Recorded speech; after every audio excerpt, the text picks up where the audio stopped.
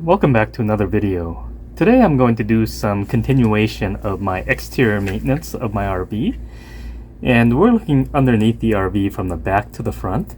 And let me show you some items that I have going on and what I would suggest some of you do as well. So starting from the very back, some of the things that I have done is, and I would recommend this for anyone whether you have a Winnebago or any other type of RV, is get down underneath your RV and zip tie and do some wire management. If you see right here, you'll see all these zip ties. I probably have over 100 zip ties throughout the RV, but I can't show you all the locations, but right from the underneath the back bumper, I have put wire ties along this entire bottom. Let me show you some other areas. But what you'll realize when you look down below is there'll be a lot of wires just hanging, basically an accident waiting to happen.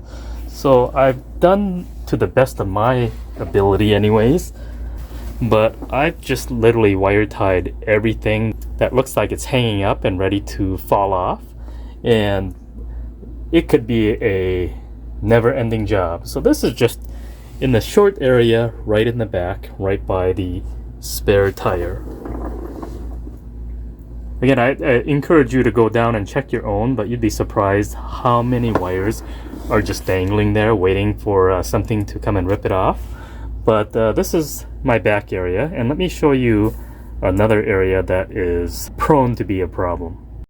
Right here I'm looking at right at the generator area, and you'll see wires that are dangling. But again, this is a common area. I would definitely check that.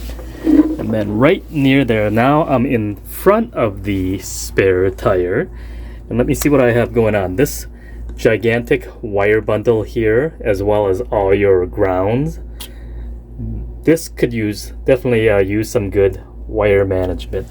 But everything that you see here, most of them are my zip ties. And let me see if I can turn here. Over on this side right here is, you'll see here even, they didn't even have these factory, I call them the plugs that go into the side of the framing. They've all been, I don't know who did this, but they're all disconnected. And the best I could do was really just zip tie and keeping everything secured to the best of my ability. But here's another area that you can see. Let's move on to the front. Okay, I'm right in front of the driver's side dually tire, but here's a good point where a bunch of wire bundles are. You will see some miscellaneous zip ties here that I've zip tied everything. And along this frame rail here, again, this is all on the driver's side.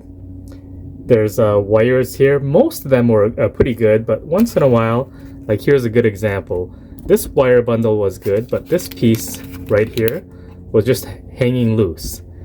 It went back into this, I'll call it the propane compartment bay, but this all could use some additional zip ties. So right here I'm by the front hydraulic leveling jacks, and you'll see this hydraulic line here. Looks like I need to do some more here, but this is just flopping around. And then an important item that I did not catch, and I think it's more due to not inspecting, a pretty important item here is, this is my propane tank, and if you look way up here, I'm actually missing a nut here completely. This one is on there, but I don't know when this was missing, or if it was from like this day from day one. Now the propane is on there tight. It's not loose, but it's only held up by 3 of these nuts here. So the propane tank looks like it's attached to these black brackets, but this bracket is not even attached to the structure above.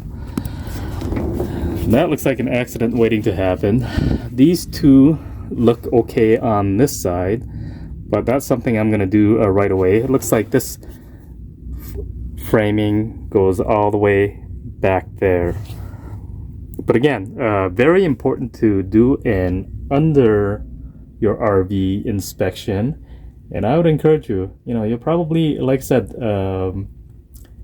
you'll likely need 100 plus zip ties, but I'd go down to the bottom of your RV and zip tie any loose wire or hanging wire that's basically an accident waiting to happen. That's really it. And during your inspection, like what I found here was, I'm surprised that there was a bolt or a nut missing completely, especially on this propane tank. I'd hate to see what would happen if this propane tank fell on the ground or on the road while you're driving. So I'm not going to go over the rest of the bottom of the RV, but I think it's pretty self-explanatory. That pretty much wraps up the under the RV maintenance, and I highly suggest just get down there, get some zip ties, and just do the best you can, and it'll definitely be some preventative maintenance in the future. I do have another video coming up. Let me see here.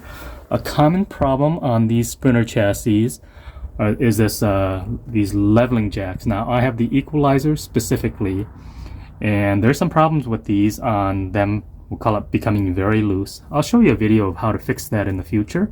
But hope you enjoy videos like this, and we'll see you on the next video.